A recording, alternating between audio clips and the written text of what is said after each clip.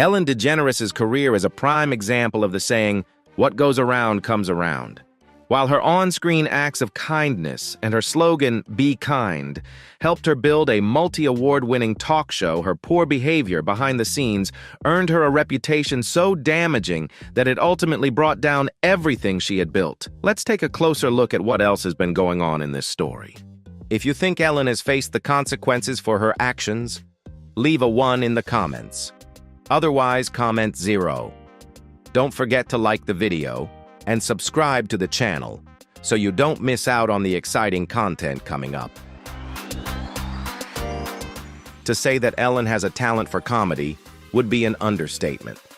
In just 5 years, after dropping out of college to pursue a career in stand-up, Ellen went from hosting at a local pub to winning the title of America's Funniest Woman and making her debut on the famous talk show, The Tonight Show. Ellen has always had a deep perspective on life, valuing every moment, and believing that everything on earth must serve a purpose except for fleas, because they serve no useful purpose. She often reflects on the big questions in life, imagining what it would be like if she could pick up the phone and ask God about them.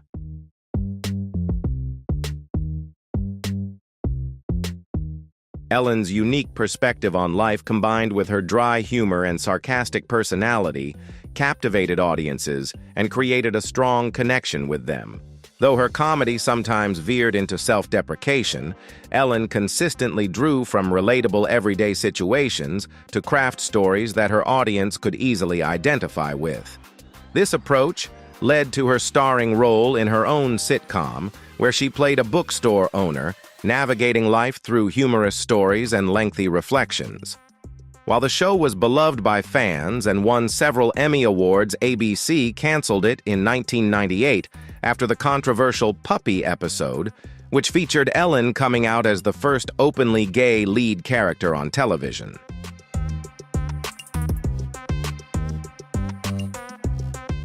While Ellen DeGeneres was once seen as a model of kindness and positivity, her downfall has become a controversial story.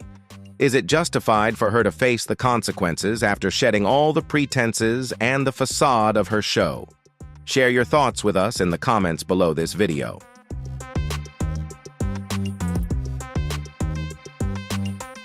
Although Ellen continued to take on roles in various films and TV shows, the shock from her sitcom's cancellation left a deep mark on her career. Despite the show's success, it couldn't save her career. In the early 2000s, Ellen's career was revived with her voice role in the animated film Finding Nemo. Her performance had a positive impact on her career in 3 significant ways. First, it reminded audiences of what was unique about Ellen's comedic style. Second, it introduced her to a new audience. And third, it reignited interest from Hollywood producers.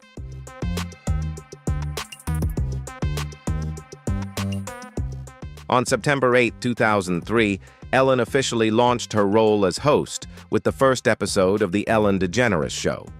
The show followed the traditional Hollywood talk show formula, but it was Ellen's positivity, cheerful personality, and her endearing interactions with guests and the audience that made it truly stand out. Throughout the show, Ellen always found ways to create touching and joyful moments, from doing charity work and giving gifts to the audience to ensuring everyone felt positive after each episode.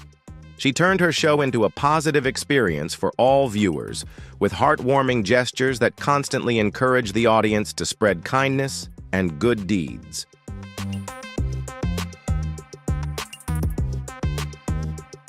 Making the audience feel good was always great for the ratings, as The Ellen DeGeneres Show lasted nearly 20 years, attracting millions of viewers each episode and winning over 80 awards. Coupled with Ellen's savvy use of social media to promote the show, it's no surprise that she became a household name for many families over a long period. However, that success didn't last forever, as the public image of the show and its host began to change when viewers started to see what was happening behind Ellen's positive facade.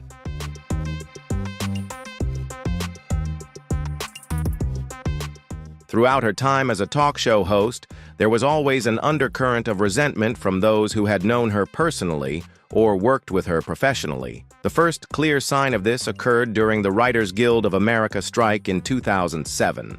At the time, Ellen chose not to side with the writers and continued to work despite knowing that the writers were on strike. While some argued that Ellen's decision was necessary to maintain jobs for non-writing staff, others saw it as a selfish move to keep the viewership for her show.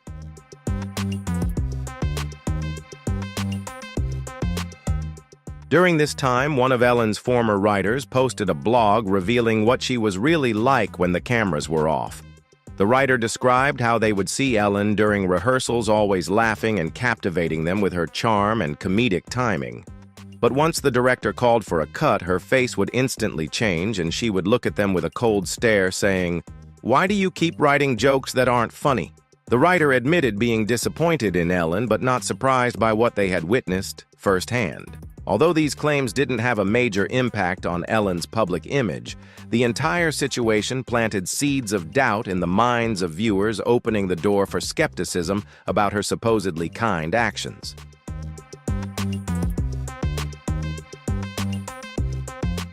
Ultimately, if Ellen was unwilling to show compassion to those she worked with, does she truly deserve to be seen as the kind and caring person she portrayed on television? By the late 2010s, the doubt surrounding her kind image grew to the point where people began creating compilation videos and writing articles about the worst things Ellen had ever done, from insensitive jokes about guests to moments where Ellen revealed her true face and exposed her real intentions. A prime example of this was the incident at a famous gift shop, where Ellen tested the audience's trust with a giveaway where everyone could only take one item.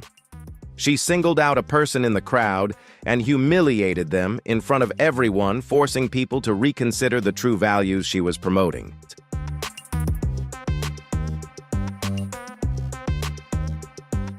While you could argue that these are just isolated incidents, it's hard to ignore the possibility of a darker side to Ellen when an article from the New York Times titled "Ellen DeGeneres Isn't As Nice As You Think" was published. The article discussed Ellen's return to comedy, the struggle between being a good person on screen and having a wider emotional range in real life, as well as her thoughts on those who didn't view her as kind. The article also referenced a principle Ellen set from the start when she began her show: "What I want is for everyone here to be happy and proud of where they work. And if not, don't work here. No one should speak out or be ungrateful. That's the rule, and it still stands." This statement implied that Ellen's workplace was always filled with positivity and happiness, but in reality, working with Ellen was far from the joyful experience she claimed it to be.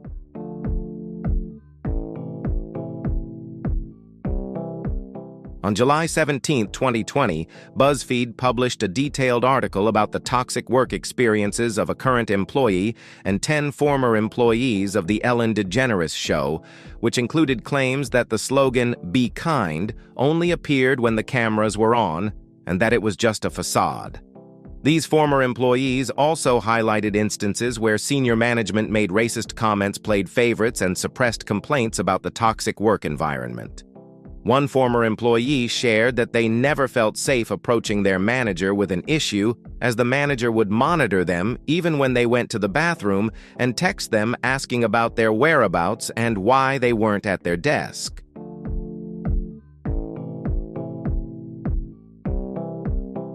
Although Ellen may not have been directly responsible for the toxic working conditions surrounding her show, people still saw her as the face of positivity on talk shows and wanted her to be held accountable, especially since this had become a long-standing public issue. Hannah Muscat, one of the people who worked with Ellen from the very beginning in 2003 when the show launched, shared that from the start, they were told not to talk to Ellen, not to go into her office, and that everything was always tense, making it feel like they were constantly walking on eggshells. Although Ellen was known as the Queen of Kindness, it was clear that from the very start, the workplace was not a pleasant environment. One incident involving executive producer Ed Glavin left Hannah particularly shocked. During a production meeting, Ellen looked at Ed as he yelled at people and simply laughed without stepping in. Ellen even said, Every production needs a dog, implying that Ed was her attack dog, the one who did the dirty work so she wouldn't have to.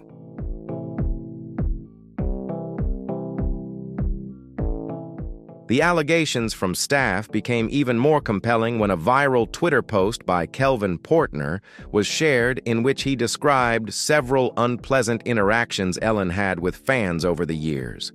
In the post, Portner shared that when he was 15 years old, Ellen held a contest for fans to create statues of her and send them in. He spent a lot of time working hard on his piece and wrote a letter to Ellen as well.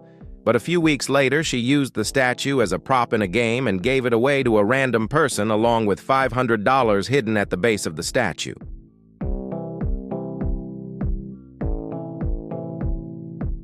In response to the growing public outrage, Warner Media launched an investigation and fired 3 executives involved. Following this, Ellen sent a memo to her staff to address the situation and attempt to repair the damage.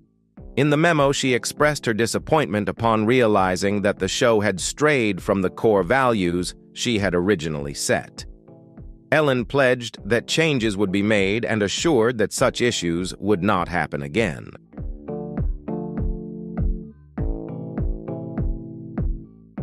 The staff weren't the only ones Ellen apologized to. She also addressed her audience in a similarly empathetic manner. "I'm so sorry that things have gotten to this point. I honestly don't know what else to say, except that this went on far too long. People were allowed to get away with things that were just not right, and that's what's happening. So we have to see justice and fairness for everyone, because right now this is not a fair world. Not at all."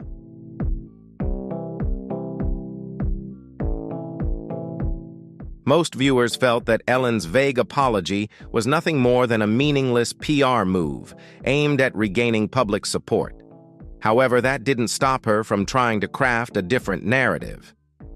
At the start of season 18, Ellen continued to address the audience and insisted that everything was fine, even though the reality was quite the opposite. This led to the show losing over 1 million viewers, and the downward trend continued throughout season 18. Management took notice, and by May 2021, Ellen announced that season 19 would be her final season.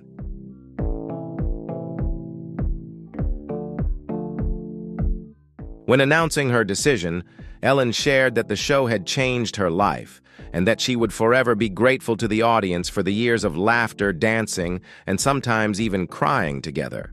However, when asked about how she felt about the show ending, Ellen tried to present an emotional image to the public, saying that the decision was very difficult and that she had spent a lot of time thinking about how to announce it in a way people would understand. Still, when confronted with questions about the controversies and allegations that led to the show's ratings decline, Ellen became less forthcoming.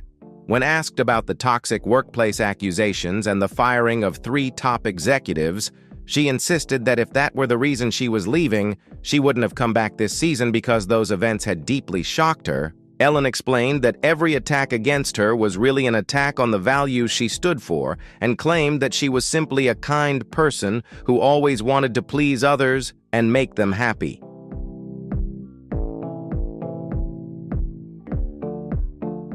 To make matters worse, Ellen did not take responsibility for what had happened and described the situation as an organized attack. She claimed it all felt too planned and coordinated, and while people often face criticism, she had to endure 4 straight months of reading in the press about a toxic work environment while all she ever heard from guests was that it was a happy and fun place.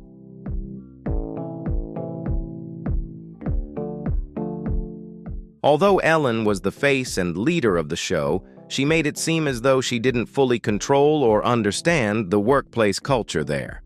She explained that with 255 employees and many different departments, she delegated responsibility to managers in each area.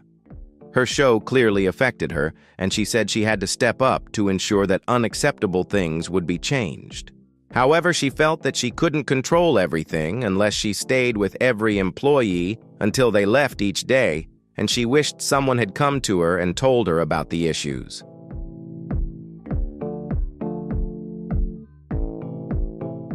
Ellen's lack of empathy toward her staff and fans proved that the show's positive and inspirational message was in reality just a performance, something that only existed when the cameras were rolling. This became even more troubling as these revelations reshaped how people viewed earlier rumors about Ellen's behavior. One audience member who had attended the Ellen show shared how her excitement quickly turned to disappointment. In 2018, Dana DiMatteo flew from Chicago to Los Angeles and was thrilled to be chosen from the audience to participate in a game with Ellen. However, she said she was shocked when producers gave her specific instructions about how to act during the comedic bit.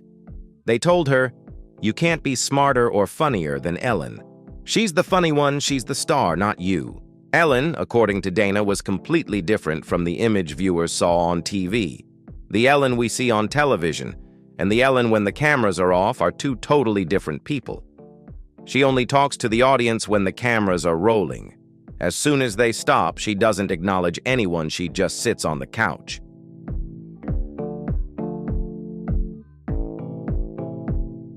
This pattern of rude behavior became fully exposed in Ellen's final comedy special in 2024 titled For Your Approval. The thing is, I'm a comedian. I had a talk show and I ended every episode by saying, "Be kind to one another." If I had ended each show by saying, "Go to hell," people would have been shocked to find out I was actually kind. I didn't get into this business for the money. The goal was to heal my childhood trauma. I thought if I could make people happy, then they would like me. And if they liked me, I'd feel good about myself. And all I can say about that is thank God for the money.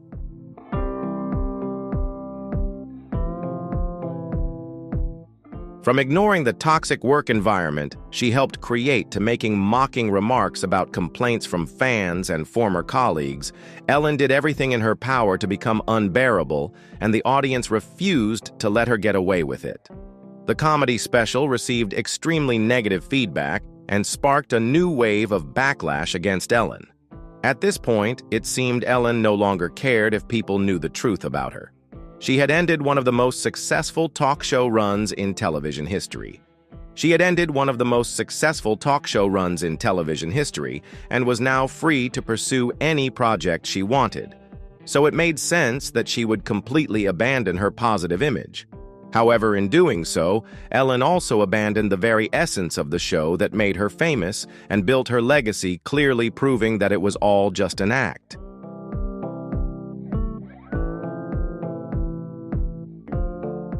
Thank you all for watching this video. I hope the information and analysis about Ellen DeGeneres' downfall have helped you see things from a different perspective. Whether Ellen truly deserved what she faced or not, there's no denying that this story is a big lesson about honesty and responsibility in the entertainment world. If you enjoyed this video, don't forget to hit the like button and share your thoughts in the comments below. Let us know what you think about Ellen and her transformation.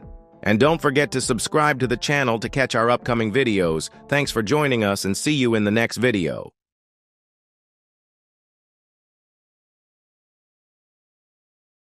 Hello everyone and welcome back to our channel. Today, we're diving into an emotional story that's been making waves around the world. Portia de Rossi, after her surprising divorce from Ellen DeGeneres, has finally spoken out. What really happened behind the spotlight of this iconic couple, heartfelt confessions, and never-before-revealed truths about love loss and the journey of finding herself will be unveiled. Leave comment number 1 below to share your thoughts and see what Portia has to say about life after divorce and the powerful lessons she's learned. Hello, I'm Portia, and this is my wife, Ellen. We've been together for 16 years and married for 12. The last time you appeared on the show, you surprised me on my birthday, something I never expected. The love story of Portia de Rossi and Ellen DeGeneres captured the world's attention. But now that the dust has settled, Portia is ready to share the truth about her journey after the divorce, heartfelt confessions, and surprising insights about love loss and moving forward.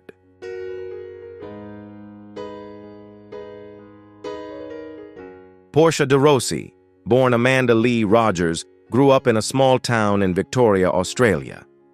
Her life seemed ordinary until tragedy struck her father. Barry Rogers passed away when she was just 9 years old. Losing her father at such a young age shattered Portia's world, leading to lifelong struggles with her identity and sense of belonging. Her mother, Margaret, a medical receptionist, became the family's sole provider after her father's death.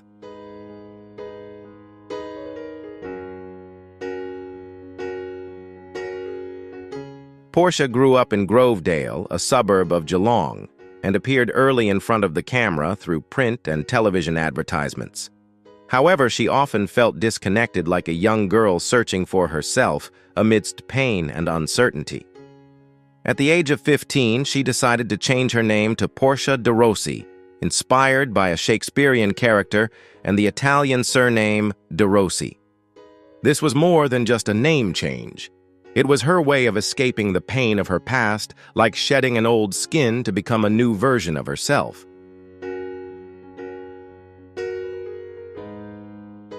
Portia's acting career began with a small role in the film Sirens, 1994, but it wasn't until she moved to Los Angeles that she truly broke through.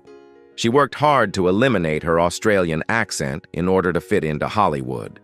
Her big success came in 1998 with the role of Nell Porter in Ally McBeal, which thrust her into the spotlight but also brought its own pressures. Portia kept her sexuality a secret, living in fear of being discovered in an industry that was not always accepting of those who were different. Although her career continued to grow with the role of Lindsay Bluth-Funke in Arrested Development 2003, her personal life was fraught with challenges.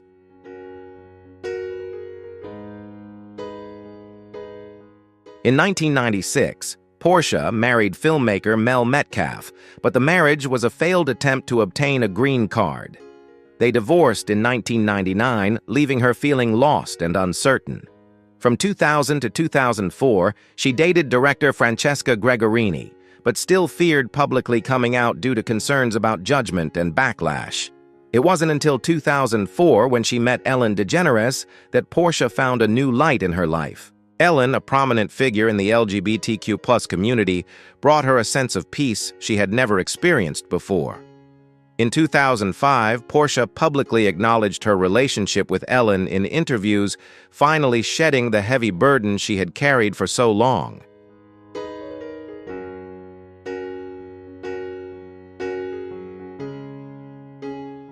They got married in 2008 in Beverly Hills in an intimate ceremony.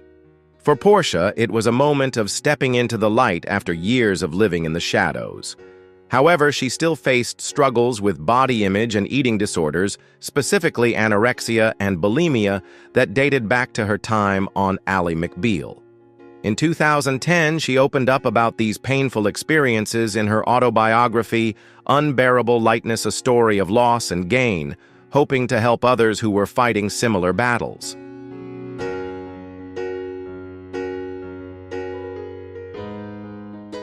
In 2018, Portia unexpectedly announced her retirement from acting, except for potential returns to Arrested Development. This decision marked a new chapter where she found peace in her love with Ellen and their shared passion for animal rights. Together, they supported various charities such as Locks of Love and The Gentle Barn. However, Portia also faced the darker side of fame. In 2017, she revealed a disturbing incident during an audition actor Steven Seagal had harassed her. By speaking out, she hoped to inspire other women.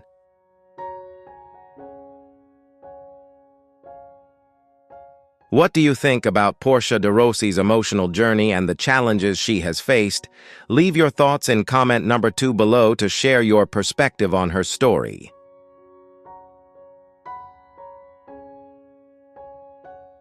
Ellen DeGeneres also had a challenging journey. In 1973, at age 15, her parents' divorce shattered her world. Her mother, Betty, remarried Roy Grusendorf, and they moved to a small town in Texas, leaving Ellen's brother Vance with their father. Life in Texas brought no comfort, only more pain.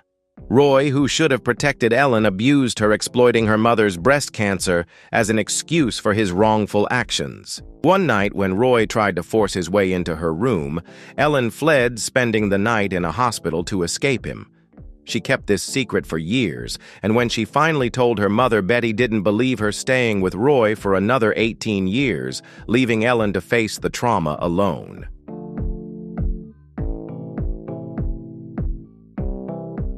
Despite her broken family, Ellen pressed forward. She graduated from Atlanta High School in 1976, but dropped out of college after one semester. To make ends meet, she took on various jobs from selling clothes to waiting tables and bartending. In the smoky clubs of New Orleans, Ellen found her voice through comedy. In 1981, she became the MC at Clyde's Comedy Club, and by 1984, Showtime crowned her America's Funniest Person. Comedy became her armor, helping her overcome pain and connect with others. Ellen's career soared with the sitcom Ellen 1997, where she and her character came out as gay, making history, but sparking intense backlash. The show was canceled, but Ellen didn't give up. She returned with The Ellen Show 2001, though it didn't succeed. In 2003, the Ellen DeGeneres show launched, becoming an American television icon with her warmth and humor. However, rumors of a toxic workplace in 2020 brought criticism. Ellen took responsibility, expressing disappointment and vowing to make changes. "I'm not perfect," she said, "but I'm trying." In July 2024, Ellen shocked the world by announcing her complete retirement from showbiz. "This is the last time you'll see me," she said, closing an era. The woman who made millions laugh for decades stepped away from the spotlight.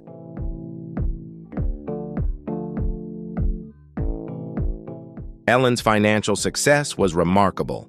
In 2020, Forbes estimated her earnings at $84 million, ranking her the 12th highest-paid entertainer globally. In 2015, her net worth reached $370 million, and she was named the 50th most powerful woman in the world.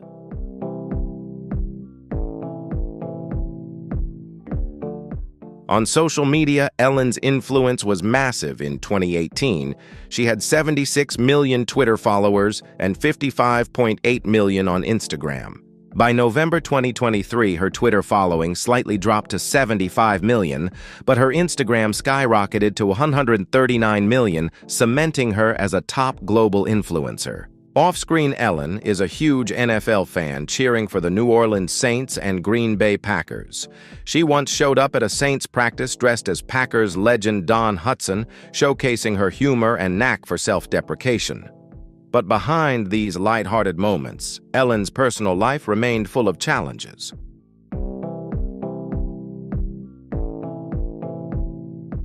In 1997, Ellen came out as gay, a decision that shook her career and personal life. The ensuing media storm caused significant harm, but her mother, Betty, though initially shocked, later became a staunch supporter of Ellen and LGBTQ+ rights. From 1997 to 2000, Ellen dated actress Anne Heche, followed by photographer Alexandra Hedison until 2004. However, her relationship with Portia de Rossi truly shaped the next chapter of her life.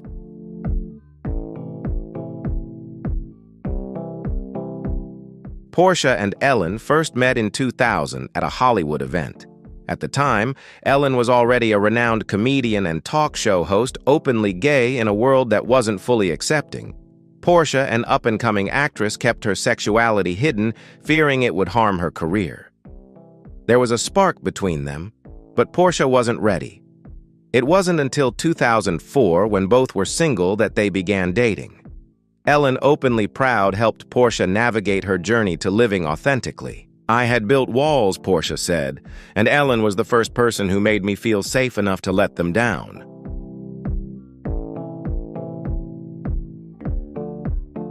When their relationship became the center of attention, Ellen and Portia emerged as icons of love, especially for the LGBTQ+ community.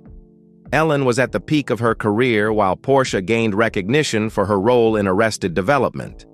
They were often seen hand in hand, sharing an undeniable closeness.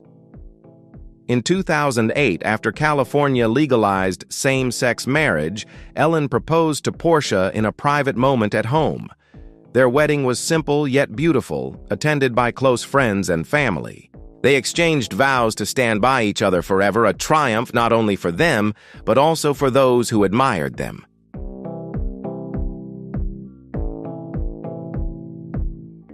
Though their marriage appeared perfect from the outside, Ellen and Portia faced significant challenges. The growing pressure from Ellen's career strained them both. By 2014, rumors of a rift surfaced. Constant scrutiny and the expectation for Ellen to always be on and cheerful exhausted them. Portia, who had long battled eating disorders, struggled to live in Ellen's shadow. She yearned to carve out her own space, but that was difficult beside someone as famous as Ellen. Ellen's relentless work hours left Portia feeling lonely even when they were together.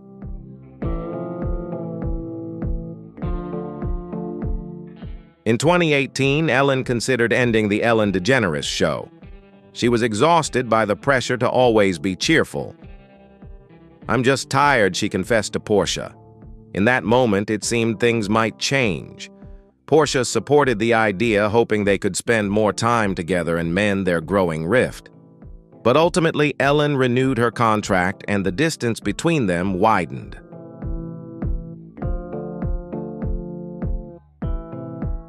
Then the 2020 pandemic hit, changing everything.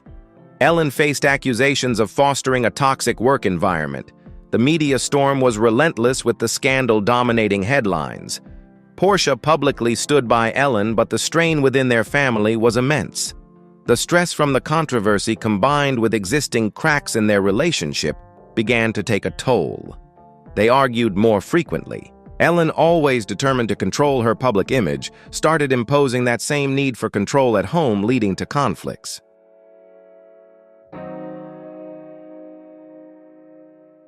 They tried therapy, attempting to talk through and patch the gaps that had formed over the years, but their efforts fell short. The love that once felt strong and unshakable had become fragile. Ellen's relentless focus on her career and Portia's growing sense of isolation created an insurmountable distance. Ultimately, they couldn't save their marriage. After years of trying, they faced the painful truth: the passionate love they once shared wasn't enough to hold them together.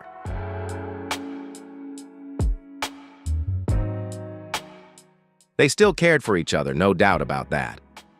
But sometimes care isn't enough. Sometimes love isn't enough to overcome life's challenges. "We tried," Portia quietly said after the divorce, "but some things are too broken to fix." Their once fairy tale-like love story didn't end with fireworks, but with a quiet, emotional goodbye.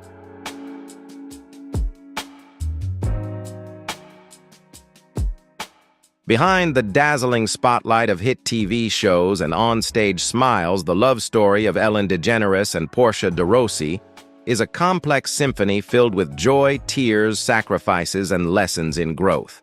They were once an admired model of same-sex love and an icon for the LGBTQ+ community, but they also faced private challenges few could have anticipated.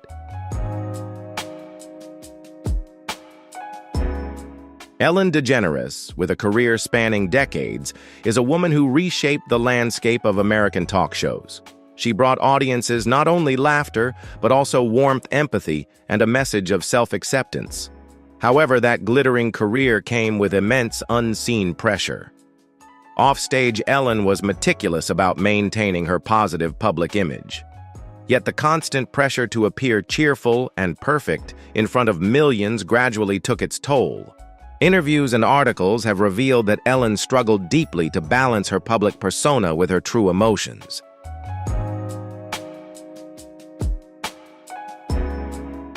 Portia was not only Ellen's partner, but also a talented actress with her own challenging journey.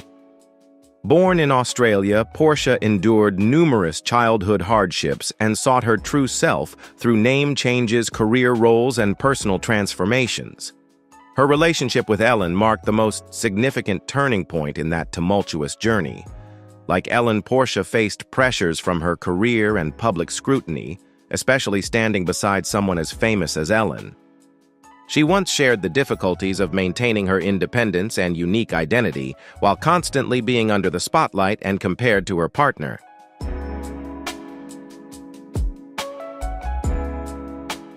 When they went public with their relationship, Ellen and Portia were more than just a couple. They became symbols of courage and pride. They overcame societal prejudices, asserting their right to love and live authentically. Their 2008 wedding in Beverly Hills was a significant milestone not only for them but also for the global LGBTQ+ community.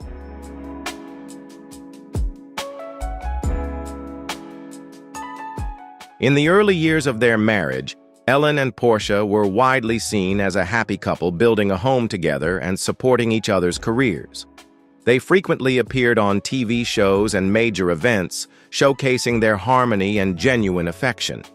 However, no one could fully see the challenges they faced. The pressures of their careers, relentless media attention, and constant rumors gradually wore down their relationship.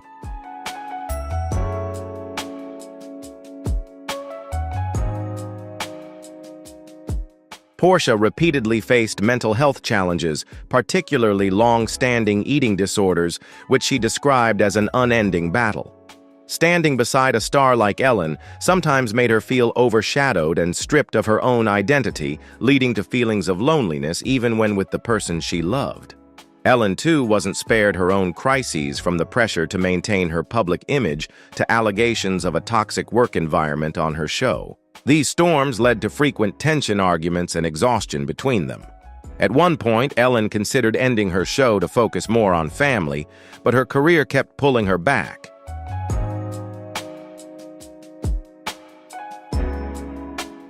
The years 2018 to 2020 were arguably the toughest for them.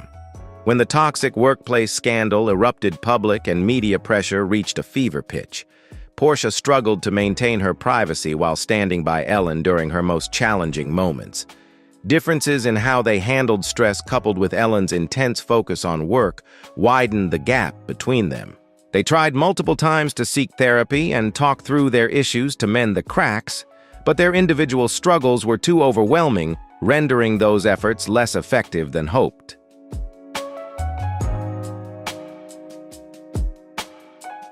The love story of Ellen DeGeneres and Portia de Rossi is a vivid testament to the complexities of modern life. It's not just a tale of fame and media pressure, but also a lesson in being true to oneself, the power of love, and the necessity of forgiveness and letting go. For the LGBTQ+ community, they were once icons of courage and pride, inspiring countless people worldwide to live authentically.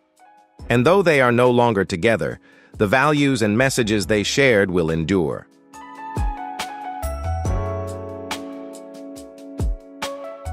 There's no denying that Ellen DeGeneres is one of the most influential television figures in the world. From her image as a friendly, humorous host to an active social advocate, she has inspired multiple generations. Her personal brand has grown diversely, encompassing her TV show lifestyle brand and charitable efforts, contributing to raising awareness about numerous social issues. Portia de Rossi, though not as famous as Ellen, has also left a mark on the public with her acting career and inspiring life story. She represents those who struggle with themselves, overcoming challenges to rediscover their true identity and find genuine happiness. The journey of Ellen DeGeneres and Portia de Rossi is a complex tale of love and modern life, moments of triumph, silent pain, sacrifices, and tough decisions. They were once icons of courage and pride, but they also faced their own limitations and external pressures.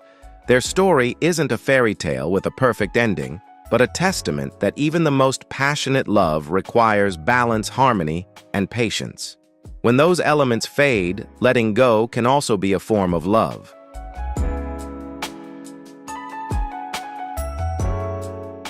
They will always cherish the memories, laughter, and joyful moments. After years of trying, Ellen and Portia chose separate paths. Their story closed with the same grace and gentleness that defined their time together. They loved deeply, but sometimes that isn't enough. Even the most intense love is tested by personal struggles and external pressures. Portia and Ellen shared countless moments of happiness, support, and love, but some wounds never fully heal. Perhaps the best way to heal is to let go. What do you think about Ellen and Portia's story? Is love or career the greater challenge? Share your thoughts in the comments below, and don't forget to subscribe to the channel for more authentic and emotional stories.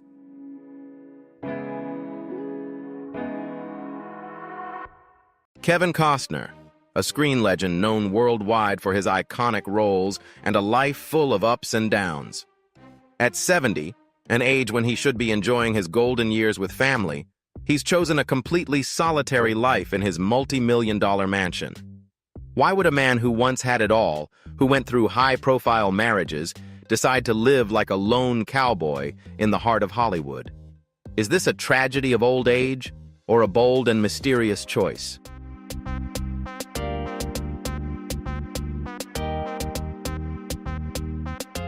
In this video, we're going to uncover the secrets behind Kevin Costner's reclusive life.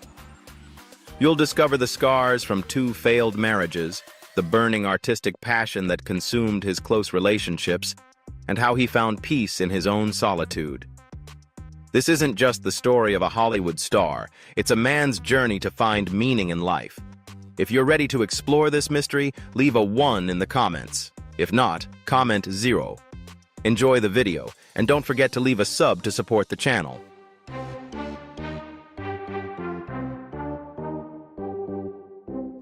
Kevin Costner's 18-year marriage to Christine Baumgartner, which ended in 2023, left a deep scar in the actor's heart.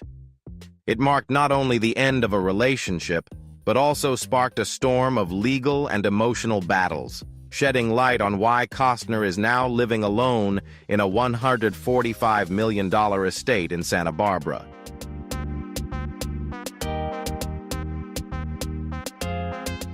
Baumgartner, who had been a constant companion during Costner's most successful years, filed for divorce citing irreconcilable differences. She requested $248,000 per month in child support for their 3 children, Caden, Hayes, and Grace. Costner, on the other hand, proposed a monthly payment of $51,940. After intense negotiations, the court ruled on $63,900, a figure much lower than Baumgartner's expectation, but enough to reveal the financial tensions between them.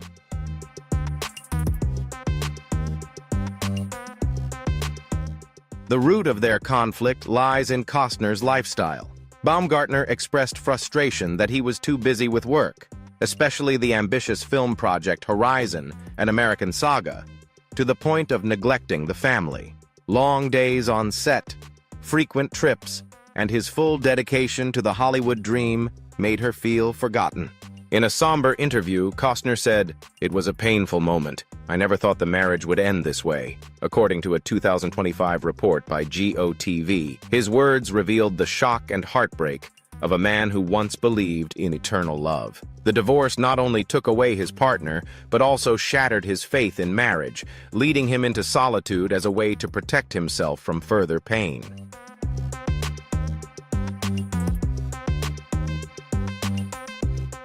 The legal battles only added to the tension.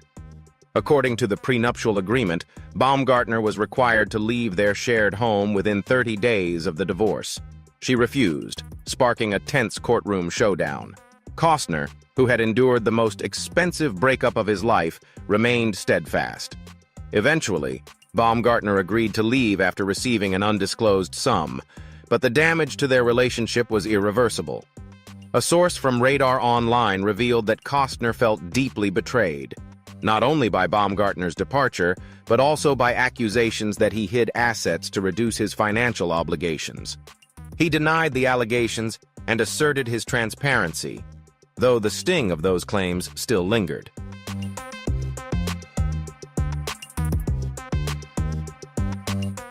His first marriage to Cindy Silva ended in 1994. He lost $80 million in the divorce. They had 3 children, no prenup.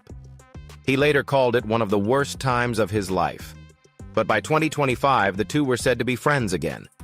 She even helped him through his next divorce, that from Christine Baumgartner.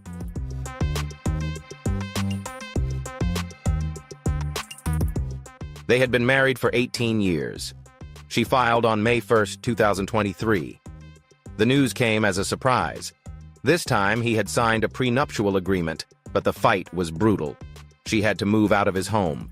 He was required to pay $63.29 a month in spousal support.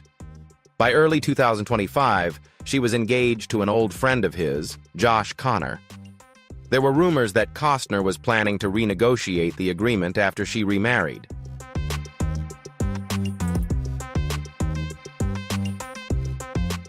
And then there was the Yellowstone rumor mill. As soon as the divorce broke, wild stories began to circulate. One said he had impregnated a crew member on set.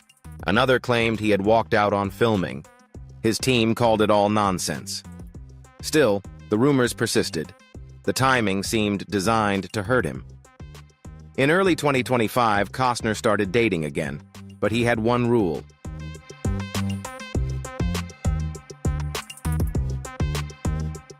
No Hollywood actresses. Insiders say he wants someone normal. His friends have tried to set him up. He acts like a man in his 20s. He doesn't want anything serious. It's not the right time. He's gone through the whole Hollywood cycle. Fame, marriage, scandal, divorce, and now freedom. Kevin Costner is 70 now. But instead of slowing down, he's accelerating.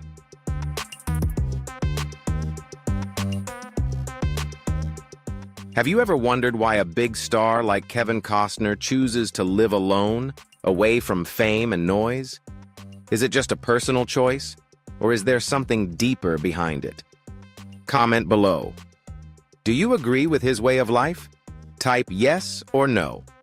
And if you find this story inspiring, hit the like button to let me know.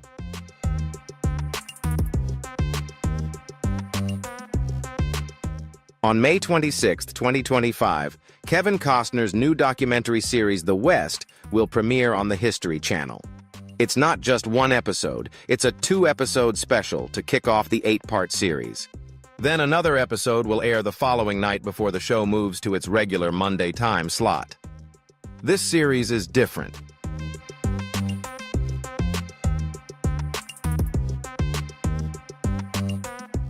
Not about cowboys with perfect teeth riding off into the sunset. It's about land conflicts and the stark truth about how the West was really won or stolen. Costner worked with Pulitzer Prize-winning historian Doris Carn Goodwin. Big names, big stories. And he's not just hosting. He's producing alongside Academy Award winners.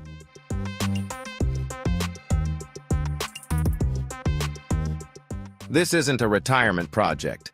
This is a mission, but that's only part of what he's doing. Costner is still struggling to finish his 4-part Horizon series. The first chapter was a flop. It only made $38.7 million on a $100 million budget. It was a box office disaster. Warner Brothers got worried and postponed Chapter 2, but Costner didn't give up.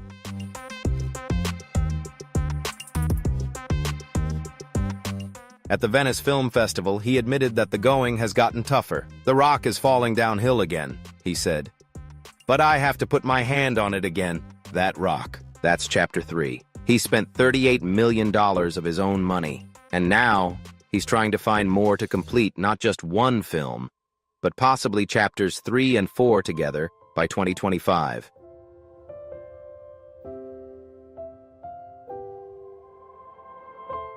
The odds were against him, but that only seemed to spur him on.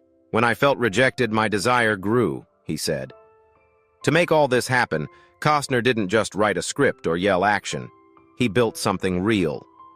In February 2024, he announced a massive $100 million film studio in Utah. 500 acres. It's called Territory Film Studios.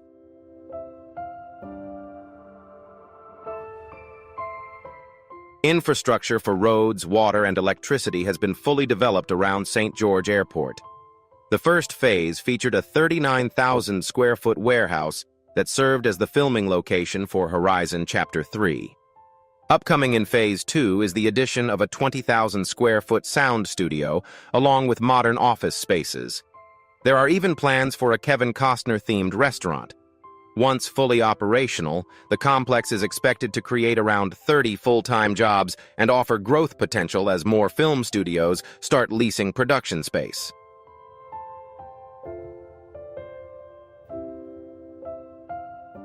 This isn't just about a movie. Costner is determined to build a lasting legacy, but the path is full of risk. Big risk.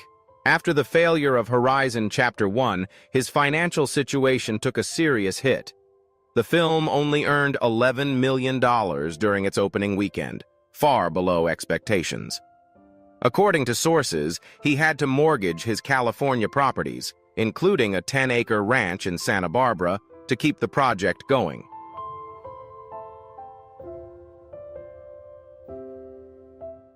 Some say he ignored his accountant's warnings. Others say he's running out of time. By the end of 2024, those close to him were worried. He was selling things, moving money, trying to keep the dream alive. One source said he was living on prayer.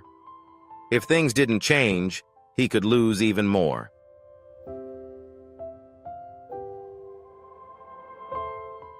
Kevin Costner bet everything on his dream movie. He mortgaged his beach house to finance it. His accountant begged him not to spend $38 million of his own money. He didn't listen. The first film flopped, grossing less than he had invested. Now he's struggling to finish the sequels.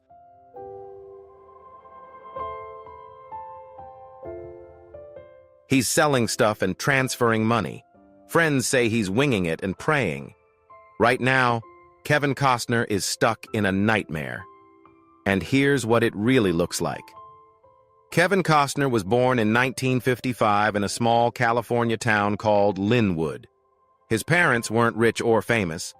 His dad was a ditch digger before becoming a utility worker, and his mom worked in welfare.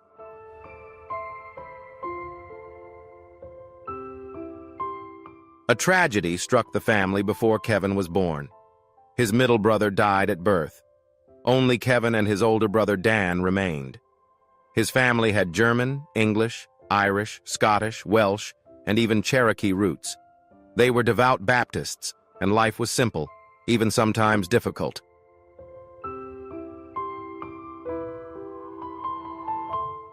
No one looking at that quiet boy back then could have guessed that he would one day become one of Hollywood's biggest stars. Kevin's childhood was unstable. His family moved around a lot because of his father's job. He was always the new kid, moving from school to school in towns like Compton, Ventura, and Visalia. Making friends wasn't easy. It made him shy and unsure of himself. But instead of giving up, he started dreaming. He found comfort in music and poetry. He sang in the church choir and continued writing poems, quietly, never showing them to anyone. School didn't leave much of an impression, but something else did.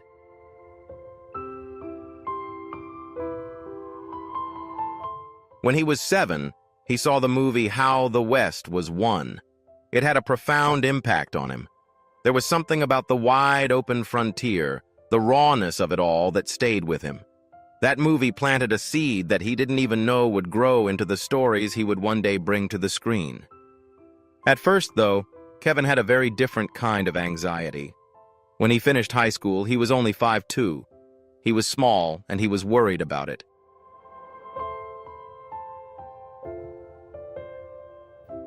He once asked his mother if he would ever grow up, and she simply told him, "I swear you will, baby." She was right.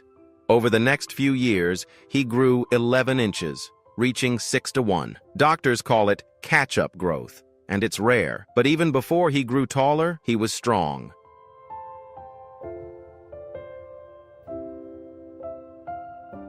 He played basketball, football, and baseball in high school, holding his own against much older kids. One of his baseball teammates, Dennis Burt, even went on to play professionally. Kevin never became a star athlete, but that strength, that fight in him, never left. Shortly after graduating in 1973, Kevin did something daring. Obsessed with the Lewis and Clark expedition, he decided to follow in their footsteps.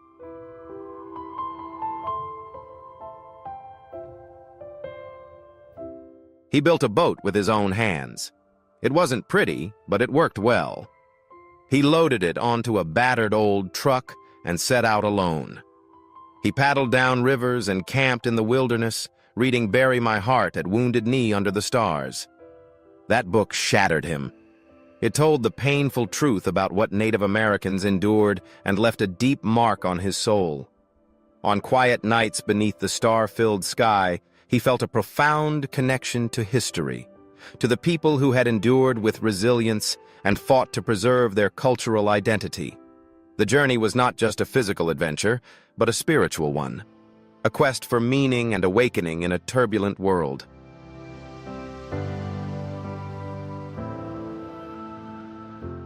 Night after night, he cried as he read it. That trip was more than just history. It changed the way he saw the world. It shaped the way he would tell stories in the future, especially in films like Dances with Wolves. That summer made him a person who cared deeply about the past and spoke up for those who had been silenced.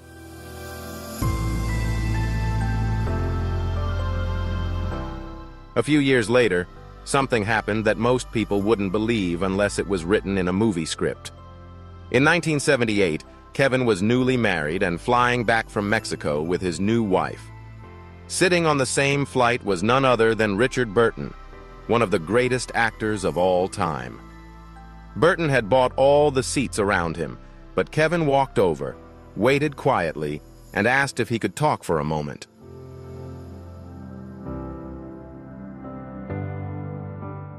When Burton opened his eyes, Kevin told him something he hadn't even told his wife. He wanted to act, but he didn't want a dramatic life. Burton looked at him and said, "You have green eyes. I have green eyes. I think you'll be fine." That brief, strange moment stayed with Kevin. When their plane landed, Burton's limousine pulled up next to Kevin and his wife, who were waiting for a shuttle bus.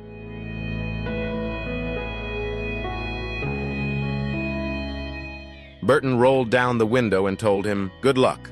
That was it. That moment changed everything. Kevin quit his marketing job after just a month. He began taking acting lessons every night and doing odd jobs to make money, driving a truck, working on a fishing boat, even giving a tour bus tour of celebrity homes. He wasn't famous, but something inside him lit up.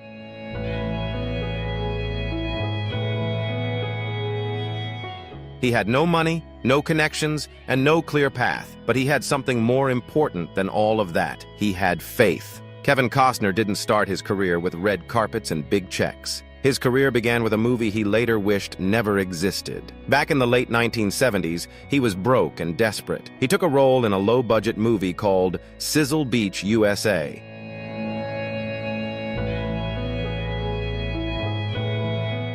It wasn't until 1981 that the film was released, and by then Costner had regrets. The film had elements of softness, and while filming one of the film's intimate scenes, Costner felt something inside him break. He decided right then and there that he would never do anything like that again, no matter how long it took him to get a real job. That decision came with a price.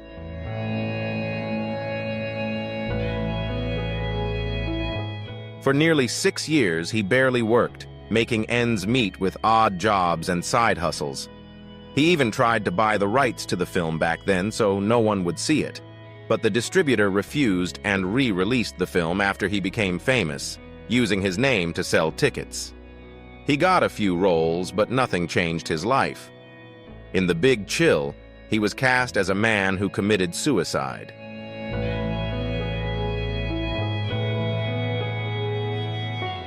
The death of his character was the reason the others reunited. He shot all the flashbacks, the emotional, powerful ones.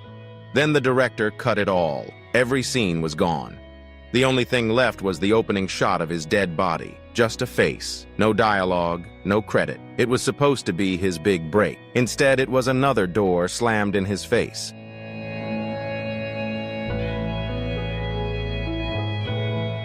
So he kept trying. A supporting role in Francis, a forgettable face in an Apple Lisa commercial, a few other small films that no one saw. He was technically working, but he wasn't moving. Casting directors didn't remember his name. He felt invisible. He later said it felt like he was the new kid at school every day.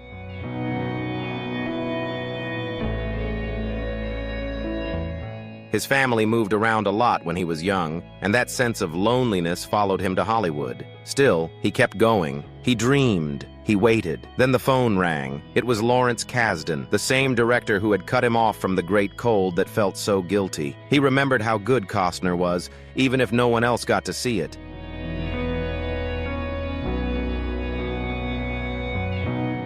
So he gave him another chance, a real chance.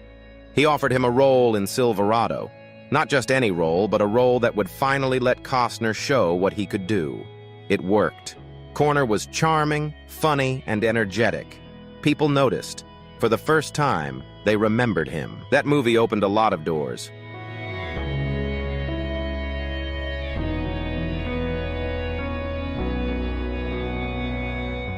One of those doors led to The Untouchables in 1987. Big budget, big name, and somehow Costner landed the lead role. He wasn't the studio's first choice, not even close. Harrison Ford passed, so did Mel Gibson and Jack Nicholson. But Steven Spielberg, who had worked with Costner before, bailed on him. He told the director, "This guy's going somewhere."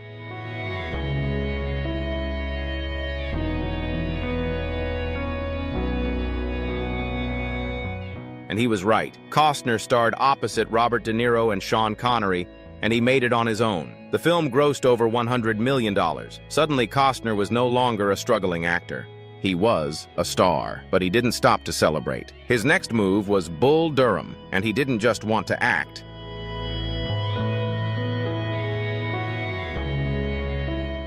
He wanted it to be authentic. He let the director watch him play baseball before filming. He showed up. He hit from both sides of the plate. He threw. He ran. He proved he could do it. Then he carried the movie. The studios didn't believe a baseball movie could sell. Costner helped prove them wrong. The movie grossed over $50 million, and critics loved it.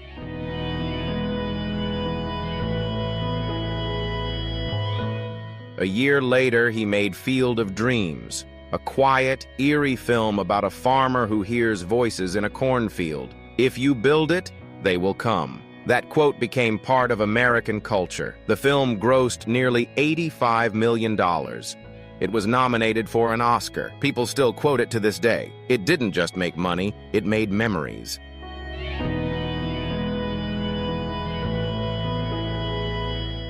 By 1990, Costner wanted more than acting.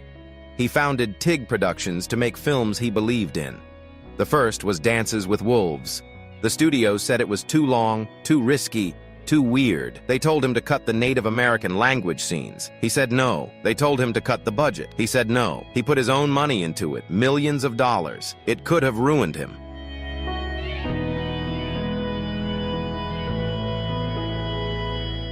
Instead, the film won 7 Oscars and grossed over $400 million. He kept going. He made Bodyguard with Whitney Houston. Another gamble, another success. Over $400 million at the box office, and the soundtrack became the best-selling soundtrack of all time. Years later, when no one believed in a project called Horizon, he did it again.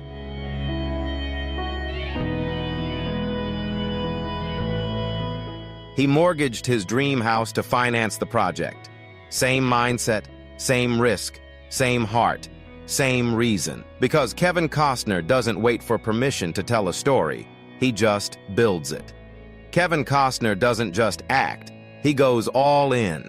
For Dances with Wolves, he spent 9 months learning the Lakota Sioux language. Not just a few words here and there.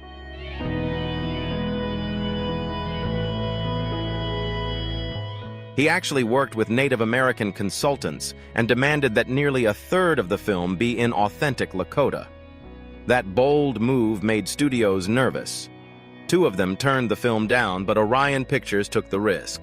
Costner brought in Doris Leader-Charge, a 60-year-old Lakota teacher who translated the script and coached the entire cast for 6 months.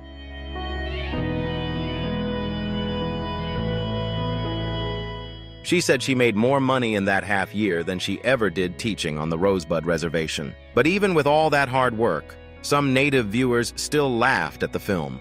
Russell Means, an Oglala Lakota activist, pointed out that many of the male characters, including Costner, speak a female version of Lakota.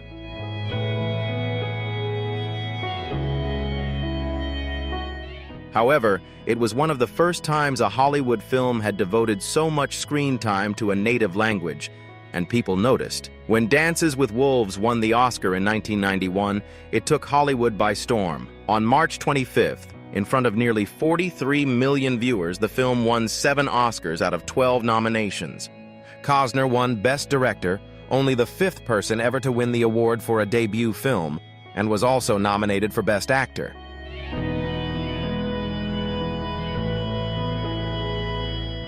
The film beat out Scorsese's Goodfellas, and many critics still debate whether that was fair, but the Academy clearly preferred the sprawling frontier epic to the mafia classic. When Costner stood on stage holding his Oscar, he admitted he didn't believe himself, but the results were undeniable. Dances with Wolves became the first Western to win Best Picture in 60 years. Costner hasn't slowed down.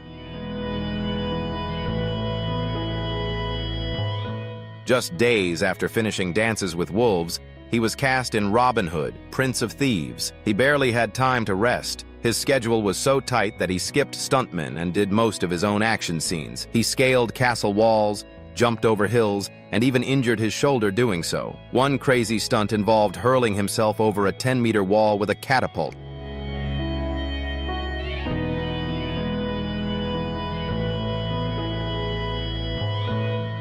That meant calculating physics down to the kilogram, requiring around 5,000 kilojoules of force to get it right. One day on set in France, a stuntman suggested going for magic mushrooms between takes. Costner laughed it off, especially since they had a sword fight coming up. "Nick, are you eating mushrooms? We're swinging swords in an hour," he said.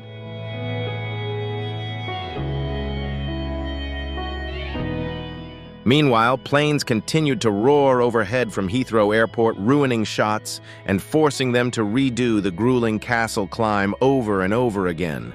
Then came JFK. It wasn't just another role, it was a battle. Corner plays Jim Garrison, the New Orleans DA who believes there's a conspiracy behind Kennedy's death.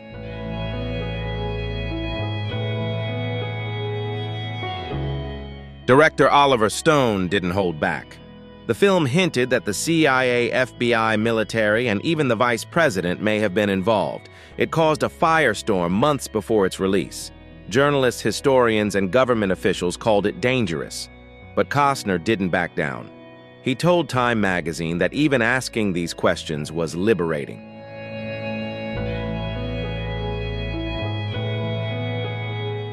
"Any discussion of what might be true can only make us more free," he said. His performance wasn't about proving Garrison right. It was about making the audience take him seriously. And it worked. After the film came out in December 1991, the U.S. government passed a law in 1992 to release secret files about the JFK assassination to the public.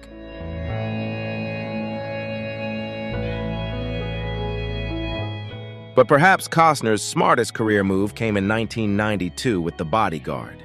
He could have taken a $10 million salary up front.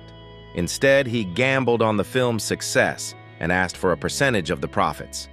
He also waited a year for Whitney Houston's schedule to align because he knew she was perfect for the role.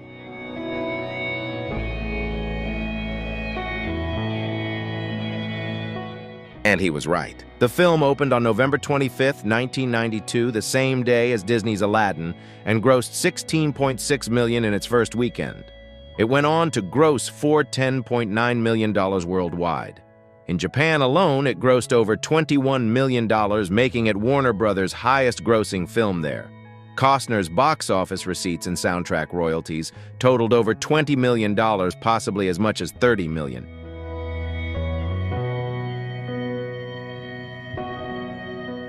Instead, it turned into a nightmare. A hurricane hit the Hawaii set in the middle of filming. Not only was it a rainstorm, it wiped out a $5 million floating set. And that wasn't even the most expensive set. The main set, called an atoll, cost $22 million, stretched a quarter-mile long, and weighed more than 1,000 tons. They had to ship steel from California because Hawaii was out.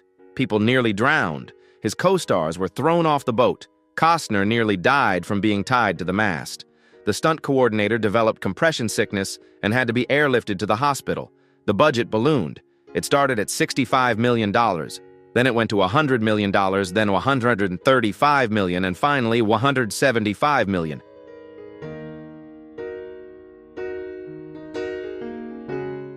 Add $60 million for marketing, and it turned into a $235 million gamble.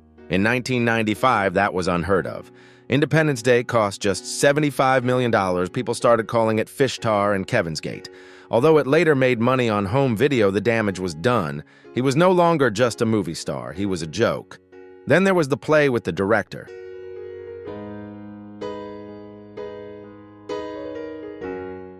Kevin Reynolds, his friend and partner on Robin Hood, quit after 133 miserable days. He left with a cruel statement. Kevin should direct himself. And that's exactly what Costner did. He finished the film alone. At the same time, his 16-year marriage ended. Some said his personal pain spilled over into his behavior on set. The tabloids ate up that.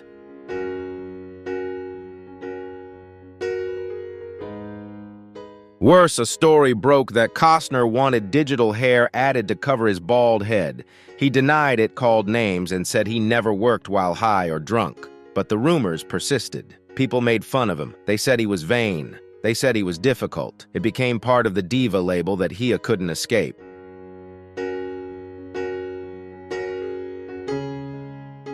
Two years later, he tried again with The Postman. It was even worse. The film won Raz for Worst Picture, Worst Actor, and Worst Director. He won every category he was nominated for. That had never happened before. By 1998, the critics weren't just bored with him. They wanted him gone, but he didn't give up.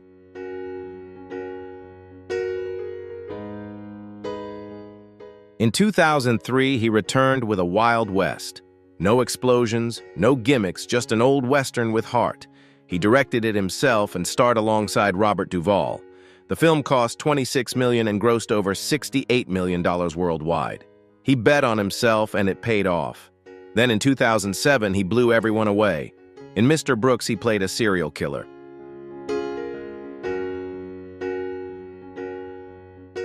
Not a cowboy, not a hero, but a killer hiding behind a perfect smile. It was dark, it was scary, and it was one of the best things he ever did.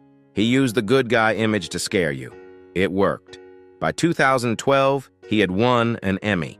Hatfield's and McCoy's was intense, violent, and real. Corner almost didn't get the part.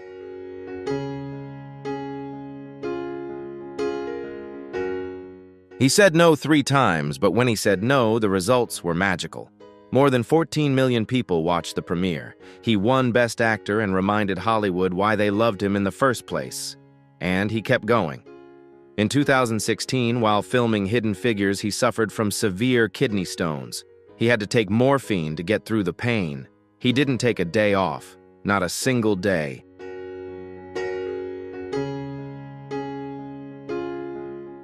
Even as the pain left bruises on his arms, he rolled up his sleeves and kept shooting.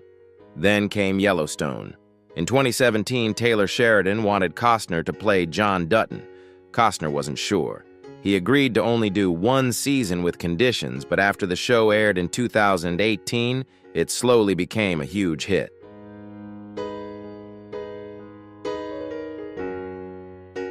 It wasn't a flashy show.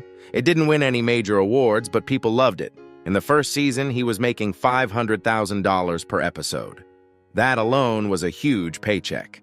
But as the show exploded in popularity, so did his pay. By season 5, he was making $1.3 million per episode. 14 episodes at that rate brought him $18.2 million. $2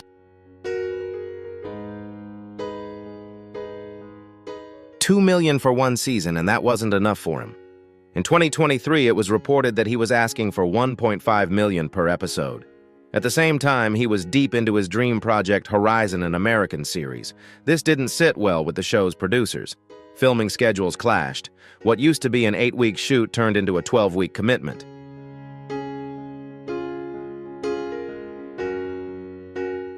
Corner had planned Horizon during Yellowstone's off-season, but those off-seasons kept changing. It all fell apart in early 2023 when the producers offered him a split deal seasons 5A and 5B instead of the entire season. Costner refused. He moved on to Horizon. That option killed John Dutton, and not in a noble way.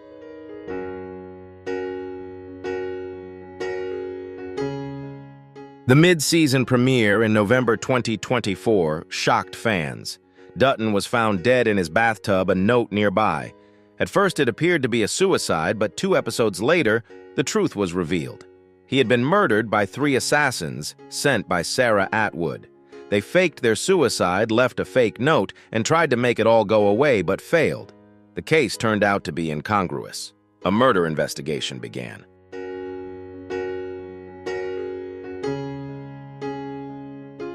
Then Sarah Atwood herself was shot to death, shot twice in the head and chest during a reunion with Jamie. Costner didn't even know her final episode had aired until the next day. He admitted as much in an interview the next morning. "I heard it was a suicide," he said. "Doesn't make me want to go see it." He had offered 2 endings to Dutton. Neither of them were used. Instead, the show made its own decision, one that Costner publicly rejected.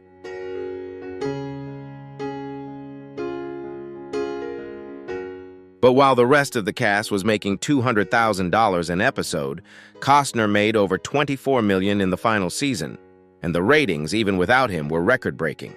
16.4 million people tuned in for the 5B premiere. That surpassed the 15.9 million who watched the 5A premiere 2 years earlier, and it all started with just 2.8 million people in Season 1.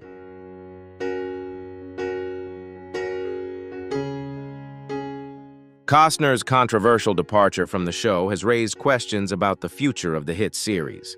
While many fans were familiar with his character, it's clear that the show's success isn't entirely dependent on his presence.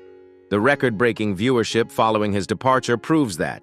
This shows that the appeal of the storyline and other characters is still strong enough to keep audiences coming back.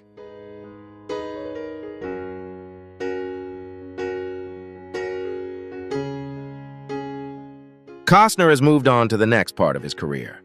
Horizon is more than just a movie. It's his obsession. He started writing it in 1988. He couldn't let it go, a passion project that has spanned decades. The project seems to be Costner's main focus, demonstrating his fierce dedication to telling stories on his own terms, unfettered by the constraints of television.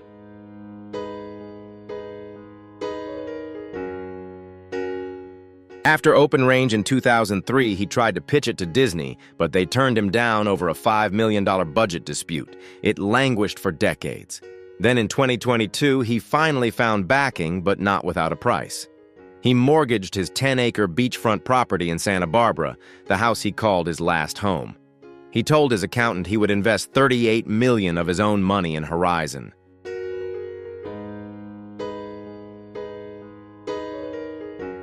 The accountant was horrified. Costner didn't care. "It's my life," he said. "I believe in it." The budget for the first 2 chapters was $109 million. He personally funded more than a third. When Horizon Chapter 1 opens in Cannes on May 19, 2024, it's supposed to be his big return as a director after Dances with Wolves.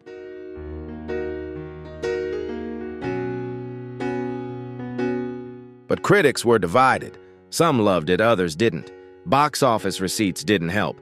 The film grossed just $38.7 million worldwide. That was less than Costner had spent, but he kept going. Chapter 2 premiered in Venice. Chapter 3 begins filming in May 2024. Chapter 4 is currently in development.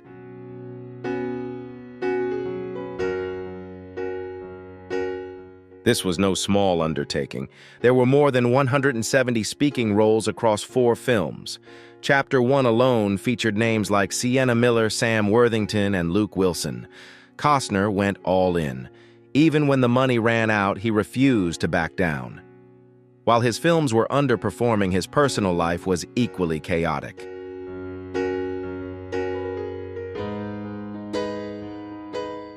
At 70, Kevin Costner isn't choosing to live alone out of loneliness, but because it's a path he's carved out himself from life's ups and downs.